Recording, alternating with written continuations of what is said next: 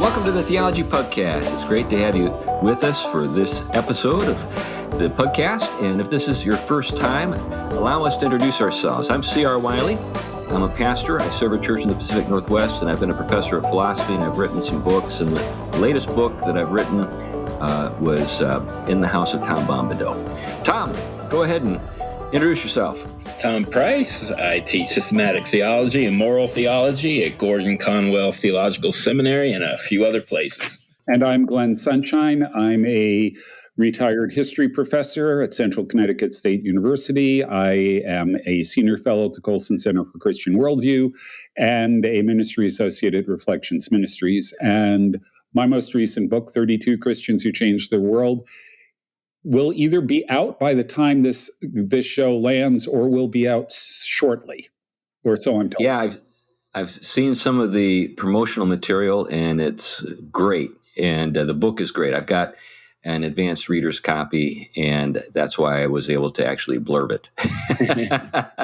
Anyway, so just one more bit of housekeeping. If you are in the Pacific Northwest, circle the dates May 5th and 6th on your calendar, because there's going to be a special event entitled the Traditional Fatherhood Intensive. I'm going to be speaking at it alongside Rory Groves and Nate Spearing, a couple of great guys, and we're going to be focusing on some of the sort of the fundamentals of fatherhood.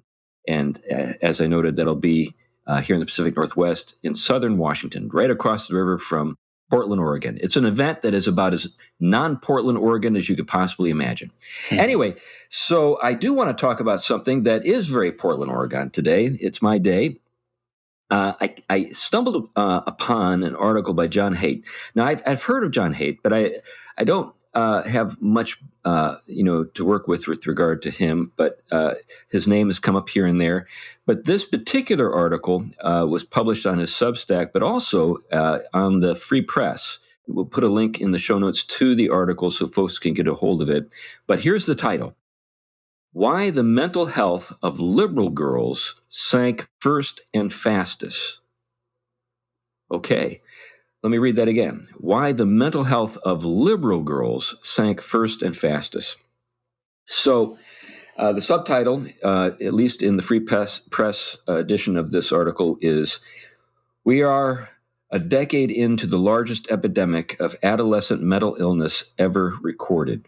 It's time we started treating social media like automobiles and firearms."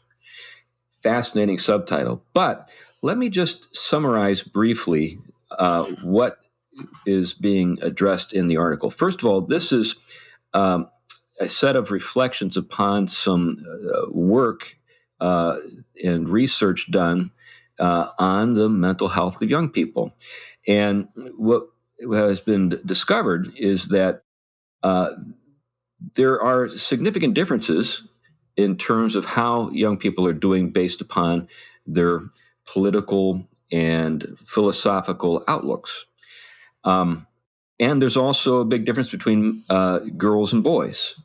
And what we've learned is that things have gone from bad to worse with the mental health of all young people across the board since about 2000, and I think it's 2009 or so.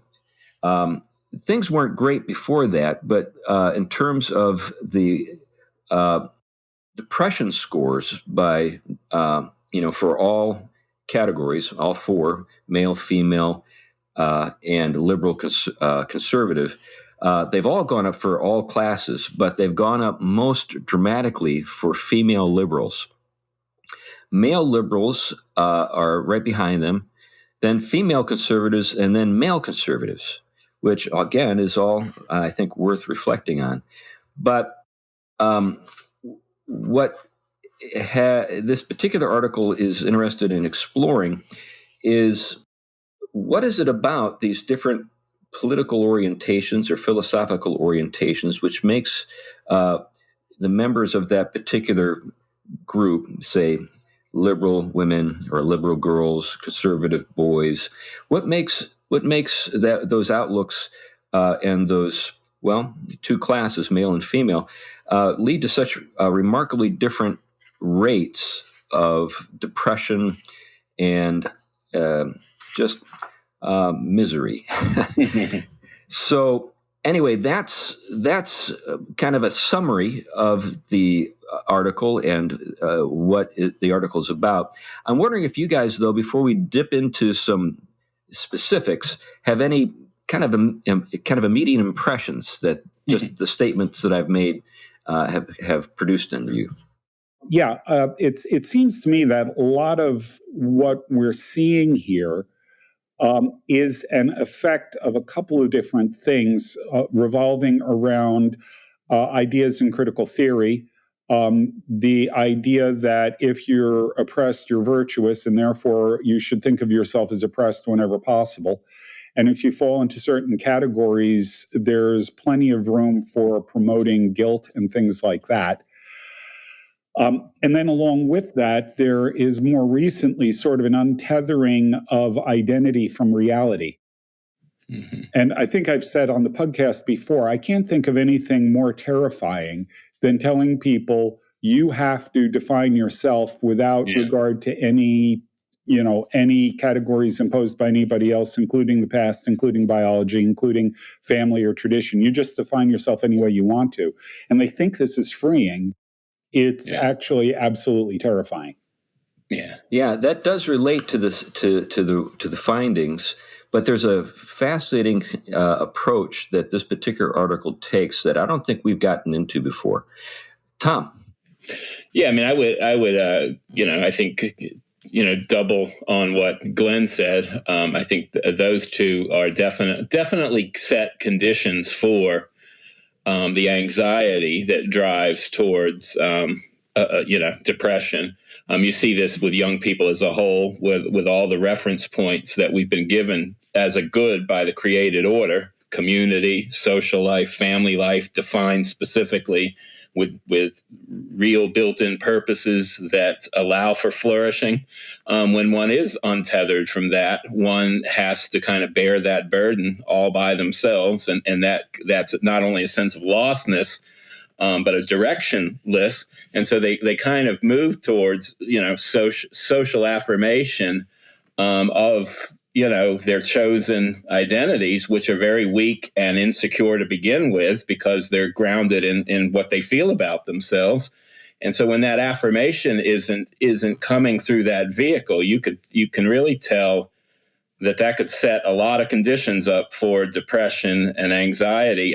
But one last point on that is a lot of liberal females in particular are from kind of what classically would be the real privileged classes. And so they do not fit in the identity group of the privileged, marginalized, or in the intersectional, web. And so therefore, they have to go overboard in their victimhood in order to be received within that affirming community. Yeah, I think that ties in as well. But again, there's something here that's worth thinking about, and that is all four of these categories have been getting less well. So it's just the rate at which the depression and the negative effects for mental health are being felt by each of these groups. Let me just read a few things here to provide some further context for our conversation. So this is the opening paragraph. In May 2004, Greg Lukianoff, I think that's how it's pronounced, invited me to lunch to talk about something he was seeing on college campuses that disturbed him. Greg is president of FIRE, F-I-R-E. Now, some folks out there are familiar with FIRE. I am, as I imagine you guys are. The Foundation for Individual Rights and Expression. That's what FIRE stands for. And he has worked tirelessly since 2001 to defend the free speech rights of college students. That almost always meant pushing back against administrators who didn't want students to cause trouble and who justified their suppression of speech with appeals to the, quote, emotional safety of students, end of quote, appeals that students themselves didn't buy. But in late 2013, Greg began to encounter new cases in which students were pushing to ban speakers, punish people for ordinary speech, or implement policies that would chill free speech. These students arrived on campus in the fall of 2013 already accepting the idea that books, words, and ideas could hurt them. Why did so many students in 2013 believe this when there was little sign of such beliefs in 2011? So he goes on to say, what Greg saw in 2013 were students justifying suppression of speech and the punishment of dissent using the exact distortions that Greg had learned to free himself from. And what were those distortions? Well, they were cognitive distortions. Apparently, this guy suffers from depression. And one of the things that he learned about is cognitive behavioral therapy, which I think is a kind of psychologizing of the Stoic school of thought. As I looked into it, that seems what that's the impression it made on me. But anyway, if you want to be resilient, become a Stoic. That's what Stoicism is all about. Students were saying that an unorthodox speaker on campus would cause severe harm to vulnerable students. They were using their emotions as proof that a text should be removed from the syllabus. Greg hypothesized that if colleges supported the use of these cognitive distortions rather than teaching students skills of critical thinking, which is basic to CBT, then this would cause students to become depressed. So that was the idea. So he summarized sort of the outlook of these young people with three great untruths. The first is, what doesn't kill you makes you weaker. Now we know that that's an inversion on sort of that Nietzschean affirmation that what doesn't kill me makes me stronger. Mm-hmm. So that's number one. Number two, always trust your feelings, which is what every Disney movie since, I don't know, 1990 has essentially taught young people. And then three, life is a battle between good people and evil people. Contradicting what Solzhenitsyn told us, which is the line separating good and evil runs through the heart of every human being. And that's a fundamental affirmation of the Christian faith. We all struggle with sin. We all have to wage war against the flesh. Anyway, so these are the things that more or less these young people have come to embrace, these three untruths. But how did that come about is something that the rest of the article gets into. But any sort of thoughts you guys have on any of that? At face value, I think it just makes a whole lot of sense. When you listen to the rhetoric of some of the people on college campuses, it really does fall into cognitive distortions. I'm not that familiar with CBT, but from what I understand, it identifies a certain number of things that are common cognitive distortions that can drive you to depression. And it seems to me that a lot of the nonsense, frankly, that goes on college campuses, and I would imagine in the larger culture, really represents just simple distortions of reality in ways that I think would facilitate a slide into depression. Right. So, what I think that the analysis that this article presents is sound, and that is that the notion, sort of like the conviction, is that that these young people possess is that the reason why they have these ideas is because the world is a terrible place. What in fact seems to be the case is the reason why these people think that the world is a terrible place is because they have these ideas.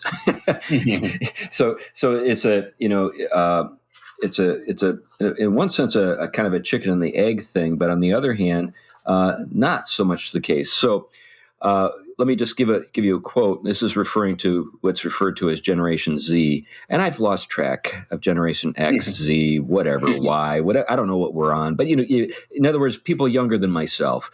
Reality makes Generation Z depressed. That was the thesis that some liberal commentators proffered in sort of response to the analysis of the data. And by the way, I'll get to the data in a minute. This actually doesn't fit the data according to this article, and because of his knowledge of depression, this fellow Greg that I had already quoted, he focused on the reverse path. Depression makes reality look terrible, which is what I was getting at a moment ago. So let me take a look at a couple of things here that is helpful in terms of helping us assess just the state of, sort of the mental state of young people.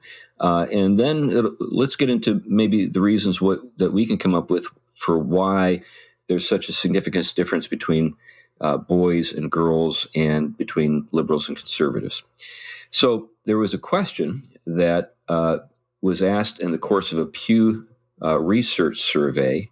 There were 12,000 people surveyed in March of 2020 in the first month of the COVID shutdowns.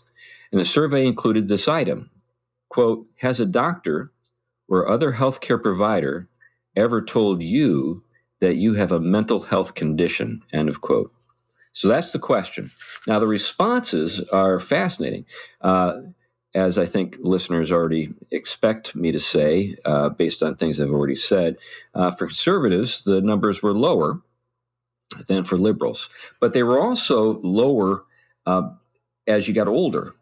So in every category, women were higher. So among conservatives and moderates and liberals. But for liberals, the numbers are off the charts. Literally, the chart I'm looking at, it's off the chart. Yeah. And for young liberal women, ages 18 to 29, they are twice as high as they are for liberal women ages 65 and plus, or 65 and older, and twice as much, or the number is twice as great for liberal women ages 18 to 29 as they are for women who are conservatives ages 18 to 29.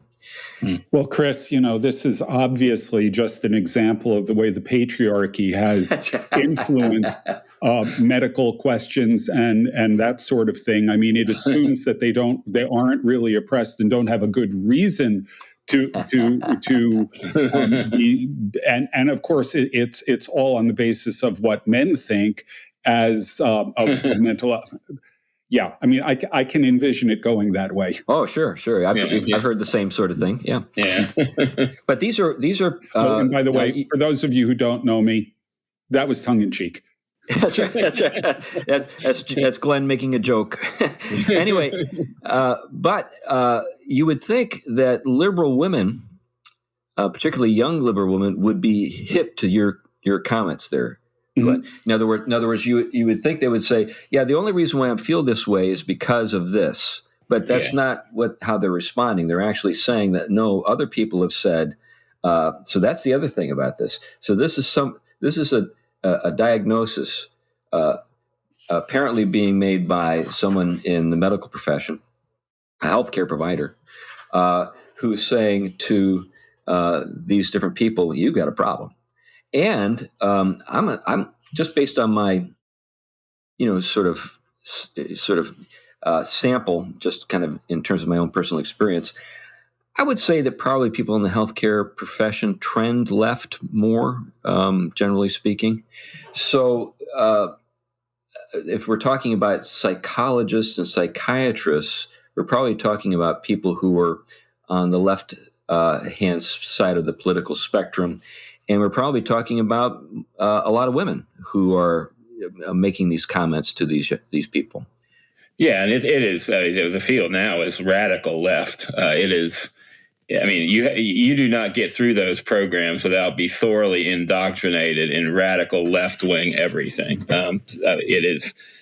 There's no way out of the program, so it's going to only get worse. And the thing is, I mean, again, it's this continuous circle that they'll never get out of, so they'll always need to have therapy, right? I mean, you can't, other than suicide, you cannot get out of the created order, no matter how much you try, no matter how much technology you use to control it and yourself and everyone else and shut down all opposition.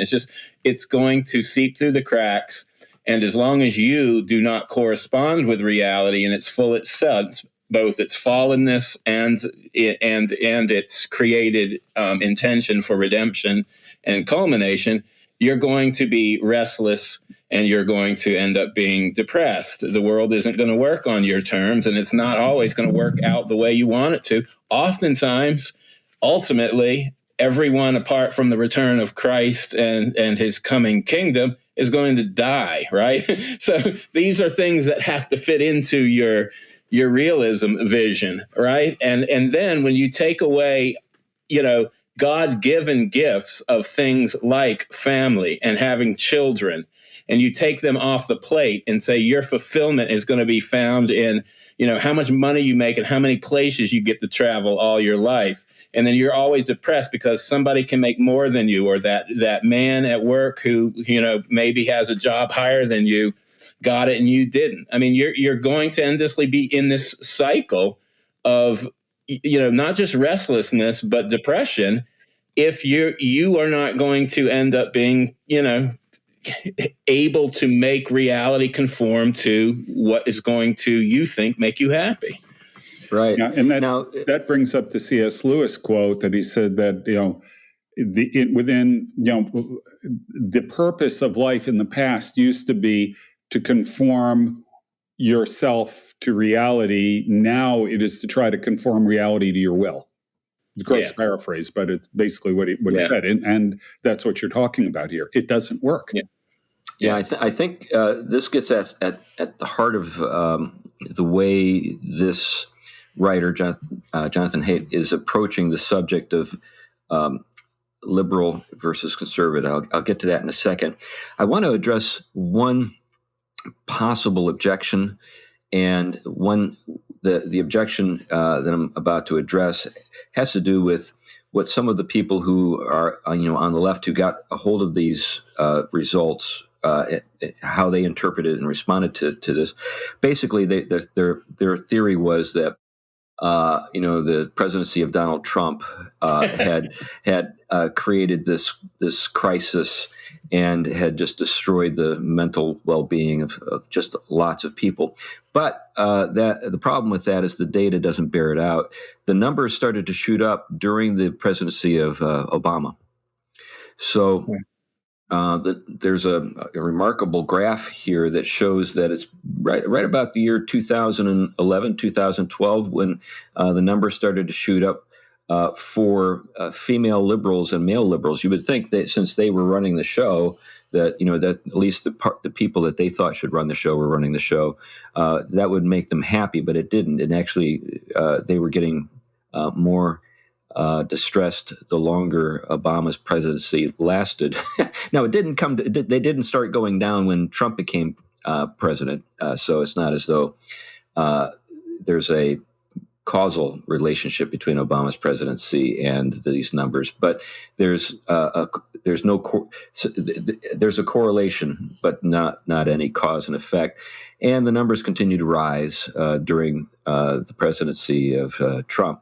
So there's that. But I think the thing that came out of this article that was useful for me with regard to the frame of mind of the part of the people who are playing or participating or responding to the survey questions is this: there is essentially a fundamental difference between liberals and conservatives when it comes to the source of their distress, or the source of their, I guess, what needs to be addressed in order to be happy. And this gets us to sort of external causes versus internal.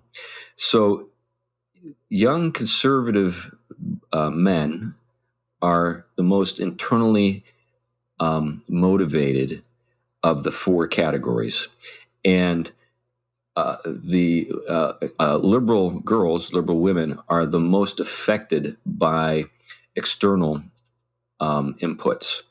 Now, that means that for apparently, if I'm following this sort of the internal logic of this everything has to go right for a person who's attuned to external inputs to be happy. In other words, everybody must affirm me all the time in order for me to be happy. Whereas with the internally directed person, there's a sense of, well, some people are just idiots, and I think I'm right. And I'm just going to continue to pursue what I think is the best course of action, whether other people like it or not. And one of those two approaches is more conducive to happiness than the other. And it's the internally directed person who tends to be happier than the person who is externally directed. And that, I think, is tremendously significant. And this is why social media plays such an enormous role in this whole mental health crisis. Well, let me just read a paragraph here from the article. There are at least two ways to explain why liberal girls became depressed faster than other groups at the exact time, around 2012, when teens traded in their flip phones for smartphones and the girls joined Instagram en masse. The first and simplest explanation is that liberal girls simply use social media more than any other group. In Jean Tweng's, I think that's how her name is pronounced, or his name, I'm not sure if it's male or female, forthcoming book, Generations, is full of amazing graphs and insightful explanations of generational differences. In her chapter on Generation Z, she shows that liberal teen girls are by far the most likely to report that they spend 5 or more hours a day on social media. 31% of self-identified liberal girls spend more than 5 hours a day, as much or more than 5 hours a day. Now think about that. They're probably underestimating. I know whenever I'm asked that kind of question, I always underestimate. So anyways, 22% for conservative girls. Now that's fascinating too. So both categories of girls are spending in average much more time on social media than boys. 18% for liberal boys. So 5% of liberal boys, 18% of liberal boys spend more than five or more hours on social media, and then just 13% for conservative boys. So there seems to be a strong set of connections there between the mental health of each group and how much time they spend on social media.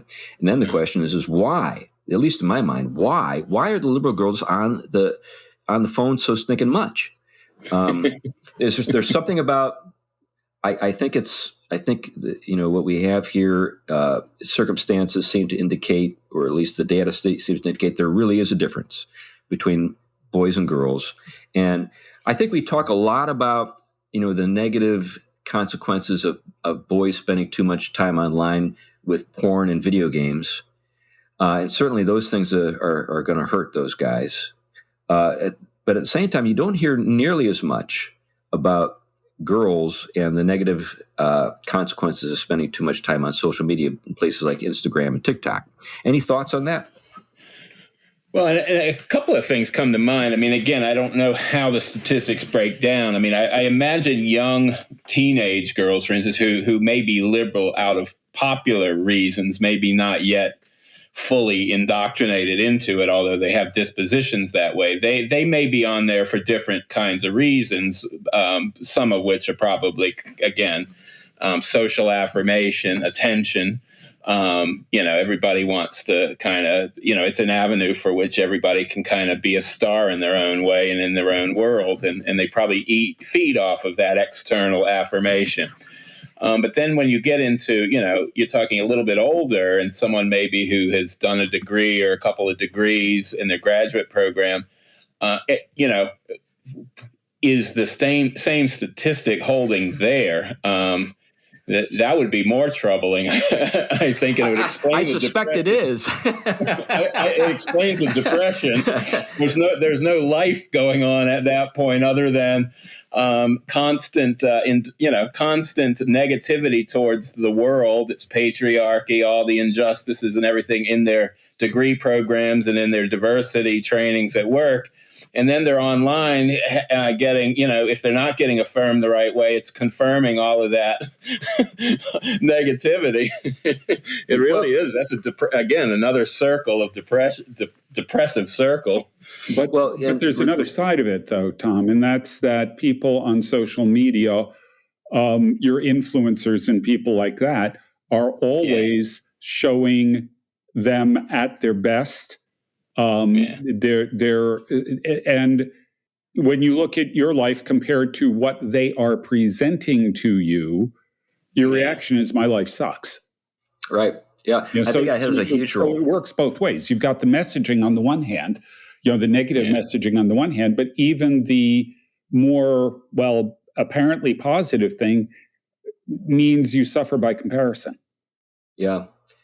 Well, it's an interesting there, that whole notion of influencer, to start with. I don't know a lot about that. I've heard it, but I have to admit I haven't had the interest to listen to any of these influencers, largely because I have different spiritual interests on the whole, one of which is reading, studying, higher substantive music and the like. And that's just one of the things I think that I'm noticing is that the spiritual vacuity of the influencer filling a void which it doesn't have, other than the kind of, like you say, glamorized,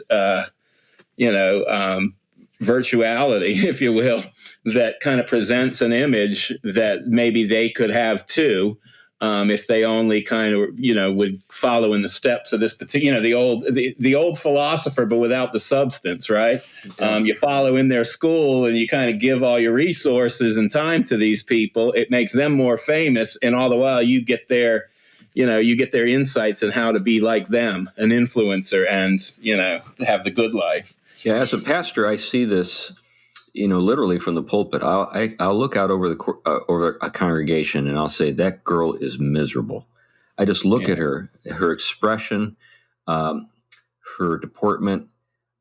She may not be a beauty queen, but she's also not ugly. I mean, she's attractive in an average sort of way, but she's miserable.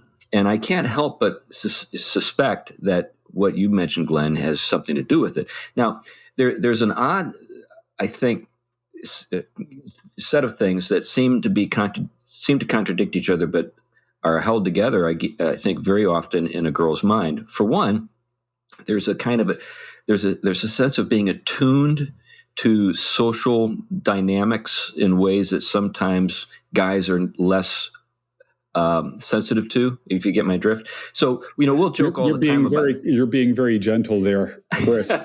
Oblivious is the word I would use. but this is where being oblivious is an upside thing. Mm-hmm. So a lot of people will make fun of, say, maybe the autistic tendencies of boys who are maybe so wrapped up in nerding out on a particular matter that they are just oblivious to how they're coming across, right? They just have no, social intelligence or emotional intelligence, right? They're just kind of, like I said, kind of geeking out or nerding out on a particular thing. And we'll praise the girls for their social graces, for their awareness, that kind of thing. And those things are worth praising. That there's a downside.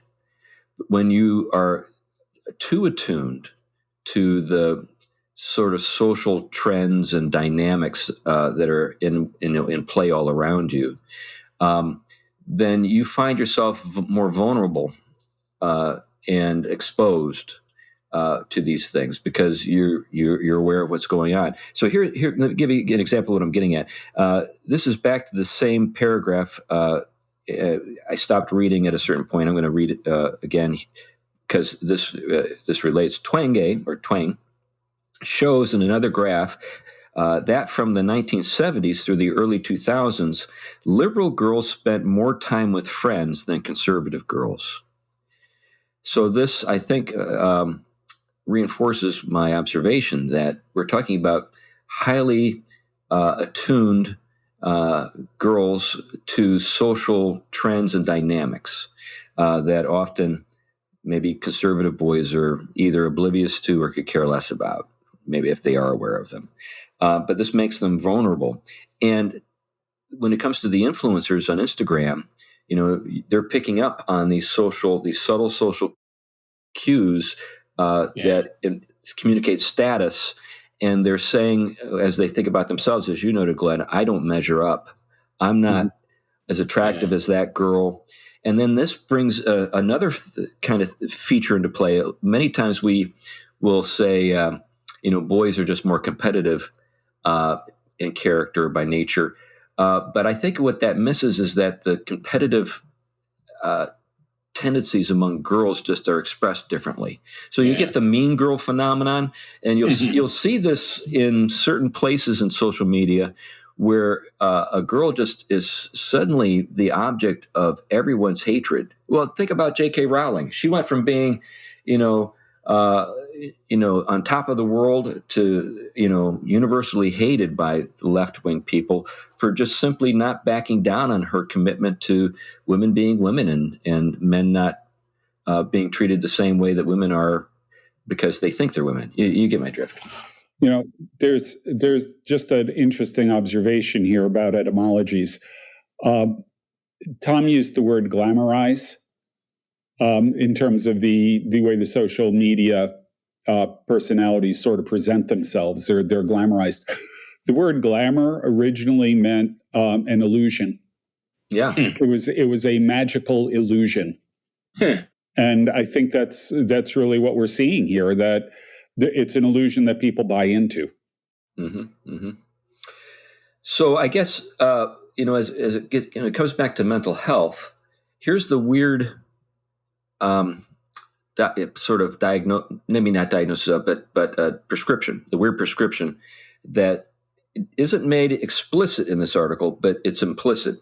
And that is these girls need to be less sensitive to social influences and consequently need to become more resilient and more conservative in outlook.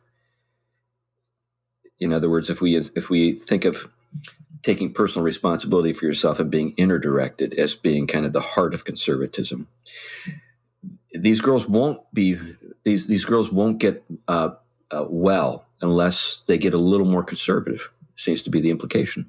Yeah, I mean, I don't think there's a way out of the circle unless they're delivered from the whole. I mean, the idolatry structure that it's grounded in and centered around. I think, and part of which is not conserving those created gifts, as you said, that liberate one or increasingly help liberate one. They tame the restlessness, right? I mean, they don't cure all ills; they're fallen too. But as they're the context of grace given to us, those kind of steady barriers that help one weigh the unpredictability of life and the pains, the suffering, and also the disappointments, and they help shatter, like we said, this kind of illusion by help orienting us in, connecting us with reality. That's what they do. That's why they're here, and they orient us because they're directed. They're directed towards our flourishing and ultimately our home in God. But and so to be disconnected from that in every way is it is caught up, it's, what we would classically say is a self curved in on itself as much as it's influenced by things outside of itself. And once you're locked in that circle, that's where the depression starts. That's where, it's the worst place to be. Yeah, I think, when we think about the metaphysical character of what we're talking about, I'm with you 100%, Tom. I think that's exactly right. But I think what this article is doing is taking a different road to the same end. Mm-hmm. And what that road is mental health, which is something I've never, in my own reflections on this, considered as being sort of key to this. So, the three of us, we can fly at about 30,000 feet and just look out the windows and just smile and enjoy the scenery. But I mean, I'm talking about the world of ideas. But the vast majority of people don't enjoy flying with us. Yeah. Now the Pugsters do. Yeah. Well, I mean, but I think it does. I do think it hits. I mean, maybe it sounds like it's abstract and detached in that high, but I actually think that's where it hits closer to home, because I do think what's going on here is I don't think, like with Haight's work, I don't think Haight would think you could just shift from being, externally kind of conditioned to being internally driven. I think for him, you kind of have two blocks of people. If I've read something else he's done, but I do think from a Christian point of view, you're not locked in. I mean, that's my point. I think there are ways in which you can, it is a life of conversion in many ways. You can actually change habits and practices and be related to things in a fundamentally different way. And I mean, I think the concrete places are those places of relationship where we start, not seeing them merely as instrumental to our gratification, but actually gifts given to which we have something to give, but they have something to give. And then secondly, why are you endowed with certain things like the capacity to procreate, the capacity to be joined to a male in marriage or a relationship? I mean, there's a whole host of things that you're given in the concrete that are being considered secondary or things that are just part of the patriarchy, and just merely, to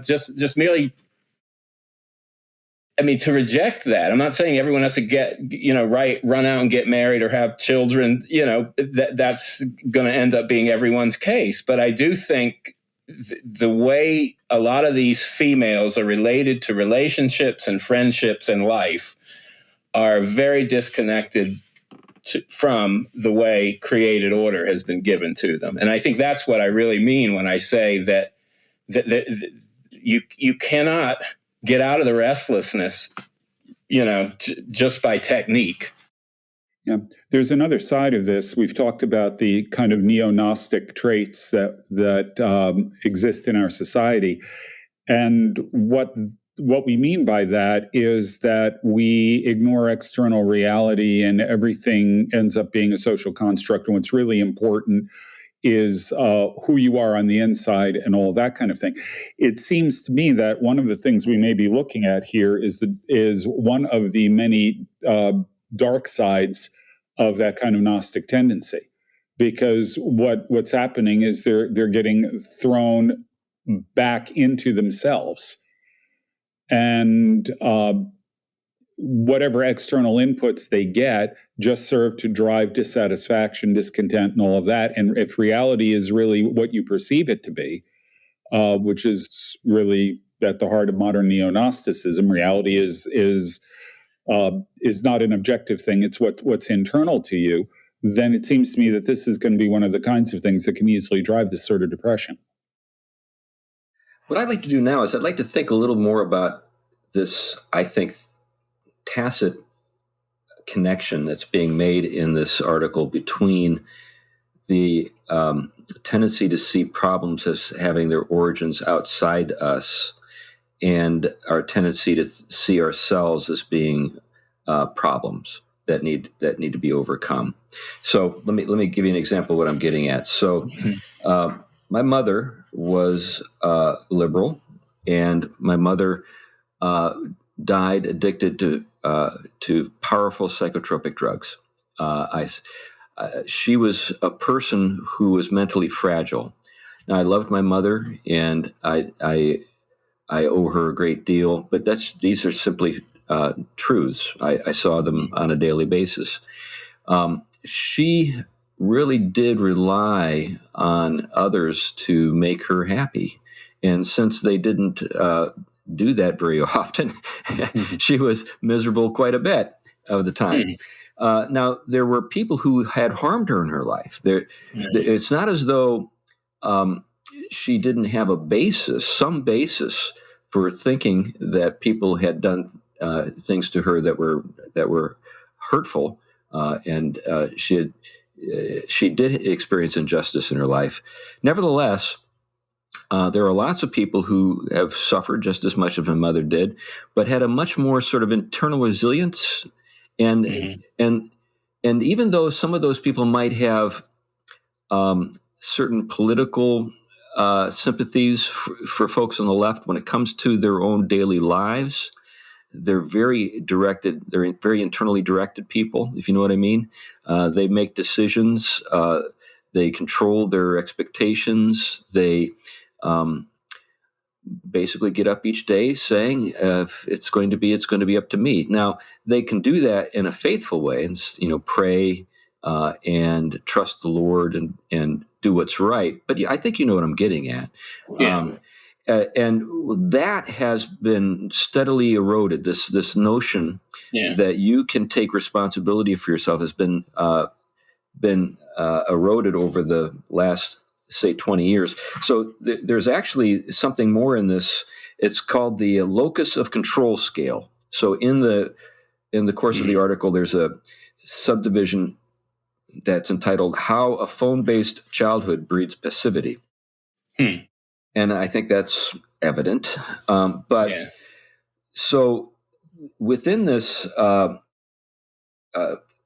analysis of loss of or locus of control, there was a question that people were asked to respond to, and the question has been asked since the mid-1970s. So we have a pretty significant sort of data set to look at, and we can see that there has been a trend in a particular direction over that time. And the question is, every time I try to get ahead, something or somebody stops me. Let me read that again.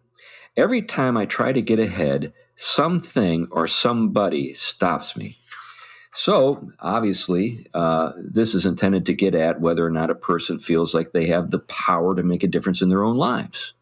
Yeah. And increasingly, over the years, more and more people have indicated that I don't, in terms of the response, I don't think I have control over my life. I really do believe I'm subject to the control or the influence of other people in ways that I don't like.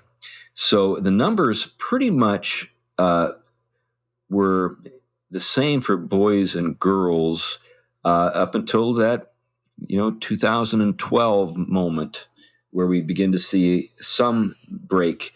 In fact, boys were more often likely to say this back in the 70s and 80s. Now, I suspect that the reason why boys were more likely to say that back in the 70s and 80s is because they were actually wanting to do things that were wrong.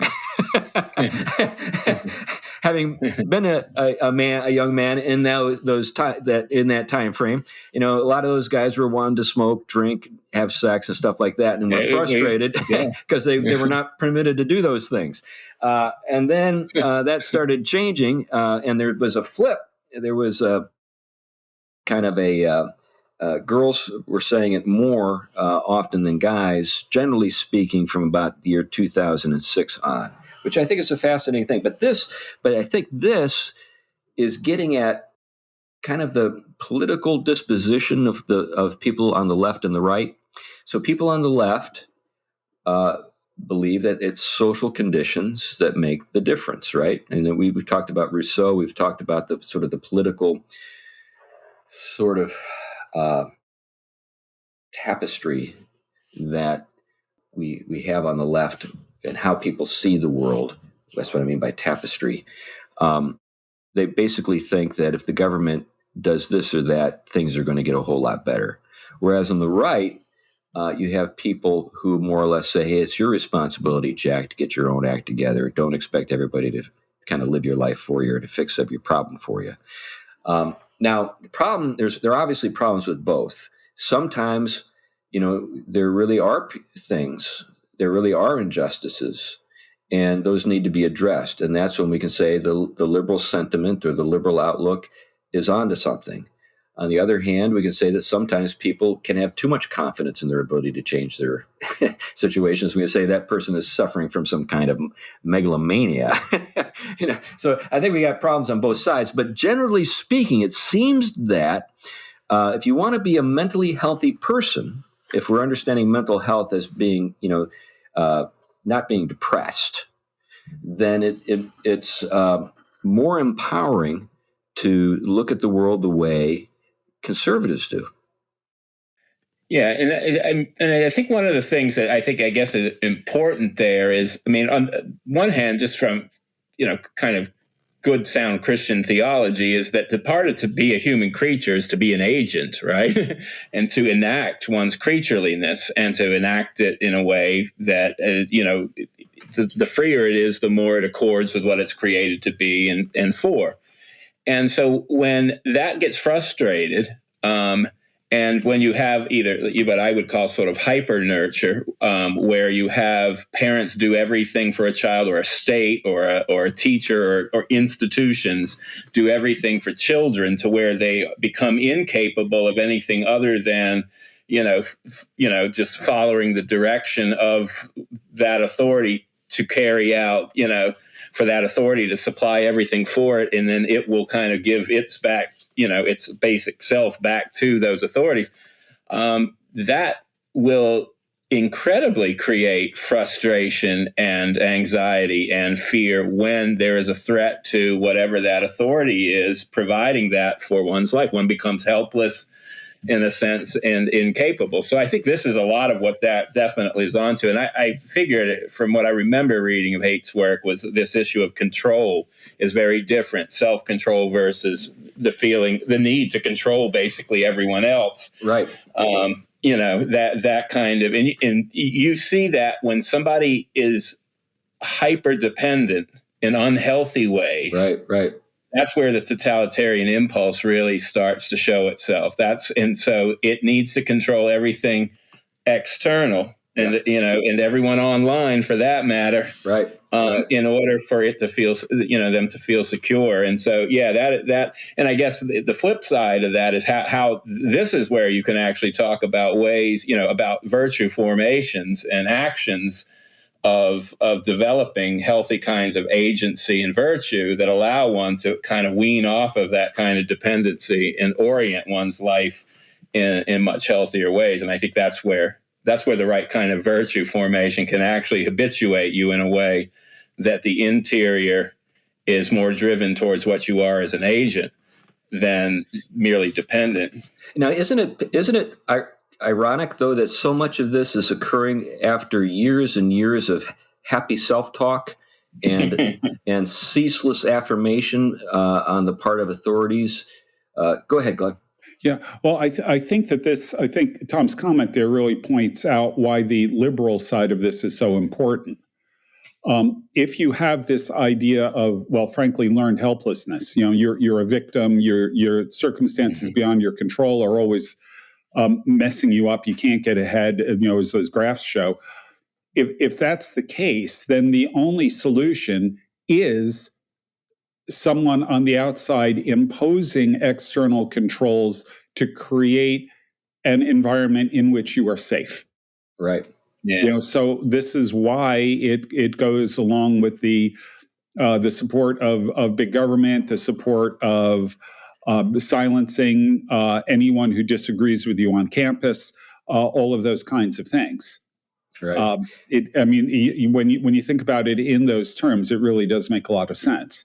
If I am nothing but a helpless victim, then the only way for anything good to happen to me is if someone on the outside protects me. Yeah, what's that term that people who are really into psychobabble love? Codependency.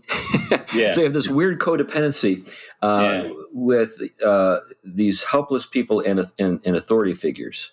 So the authority figures, maybe parents, helicopter parents, but also authorities in the college environment, particularly administrators who are trying to justify their salaries. We have all of these DEI, administrators now at universities across the United States who have to justify, their jobs. And how do they do that? Do they justify their jobs by saying, "Hey, everybody's great. I haven't had anything to do in weeks. Look how effective our programs are at helping people get along." No. The way they justify their employment is by constantly finding stuff to complain about, constantly encouraging people to identify microaggressions and so forth. Yeah, well, they have to keep the anxiety going. They need to keep it going because they're seen as sort of the salvation And so, this is another one of those cycles. And the more you can create bogey figures, if you will, patriarchy, white supremacy. I mean, all this notion that, redneck plumber Bobby at the end of the street is somehow out to get you. He's got control of the system. The most powerful man in the world. Really, he may be able to fix your toilet, but he definitely hasn't set up any system. Trust me. There's a demotivation poster on consultants that says, if you're not part of the solution, there's real money to be made in prolonging the problem. That's what we're really talking about here. That's right. And it is the one who kind of, especially from within that anxiety-driven world, it's the one who kind of peeks their head out, kind of gets out of Plato's cave and runs back in and says, wait a minute, you're all in change. And they're the ones that are, targeted and killed because they upset that circle, that balance. And so, they pretty much kind of blocked conservatives out, from, we don't basically silencing them. We don't join in the pity party. Well, here's another thing. Again, I noted earlier that there's an irony implicit in all this, that all that happy self-talk has not done anything for anybody. In fact, one of the ways that they had, in the course of this essay, describe, or Jonathan Haidt describes kind of the mental state of a lot of these young people today is with something referred to as the Selfdegation Scale. I don't know if you guys came across that, but there are these statements, and you can either say, yeah, that's true for me or not. And here's the first one. I feel I do not have much to be proud of. So a lot of these young people who are scoring high on the self-derogation scale are saying, yeah, that's true for me. I don't think I have much to be proud of. Next one. Sometimes I think I am no good at all. So these are people who are desperate to be on the right side of history, but at the same time, really don't think that they're capable of doing much. Getting back to agency, as you brought up, Tom. I mean, I feel sorry for these people. So here's another one. I feel that I can't do anything right. Yeah. And then here's the last one, just before you start your time. I feel that my life is not very useful. Now that definitely ties into reality and, the failure to connect with reality. You gotta actually know what is real in order for you to be of any use to anybody. Anyway, go for it, Tom. Well, and I think this is one of the things I think that really is disturbing about like the critical theory, especially critical race theory and the like. It exacerbates that kind of sense within those that kind of already feel, on the margins, if you will. Because what it does is say basically none of your agency matters. It's an illusion. The only ones who have real agency are the ones who have power or the ones that are in the majority. And so, one, you might as well feel helpless. You might as well see it that you're never going to really achieve anything unless they get out of the way or they become an ally. All of these things that will crush a spirit and a soul. And so this is, again, a way of creating this anxiety in which, it sets the conditions up for, again, a totalitarian regime to come in and basically force everyone else to have to get out of the way to be the salvation and answer to this group that has no agency. And so, but think of what it does to the young, this is why I've seen a lot of, for example, a lot of black men, fathers in particular, go out and stand up against the CRT strongly, because they do not want their children growing up thinking that they have no agency and they don't have the ability to do great things and be great, to use their gifts in the widest, reach possible. That, if they start with that premise, then they're creating a dependency on a power class to begin with, in which it doesn't appear anytime soon they're going to have the kind of majority needed to be the power center. And so it plays right back into this same circle. and anxiety, and then denial of one's endowments, gifts, and agency. Yeah, that's been one of my biggest gripes about CRT and related things for ages. It doesn't matter whether we're dealing with blacks and whites. It could be cultural. Western civ is so dominant that the only thing other cultures can do is respond to us. The only thing blacks can do is respond to whites. The only thing women can do is respond to men. It teaches them that they're helpless and that they completely lack agency. Yeah, I think that's exactly right. Anyway, it's a worthwhile article. It's in the show notes. I encourage you to read it. It's about 19 pages long. There are a couple of things that are recommended at the end that I'm not sure would actually make much difference, but you might feel differently, listener out there in podcast land. But I think we'll wrap it up with that. And thank you for making it all the way to the end of another episode. If you've actually listened to us before and gotten to the end of other episodes.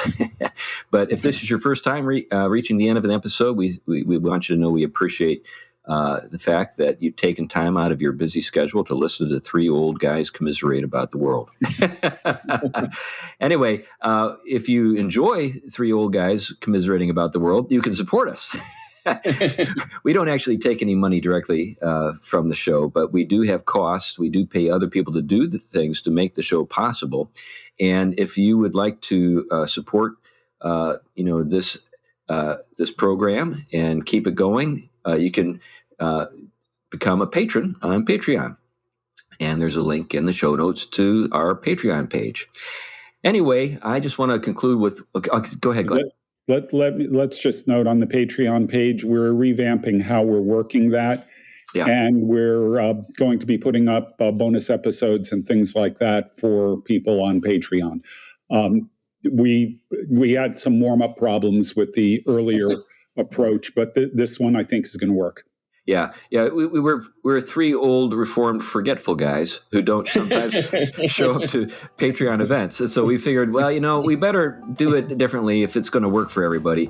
And we've got some special gifts in store for those of those who have been giving to us and have put up with our failures on Patreon here in the past.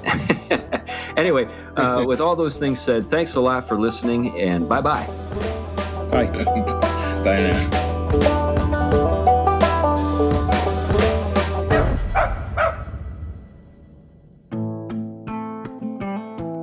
The Theology Pugcast is a ministry of Trinity Reformed Church in Huntsville, Alabama.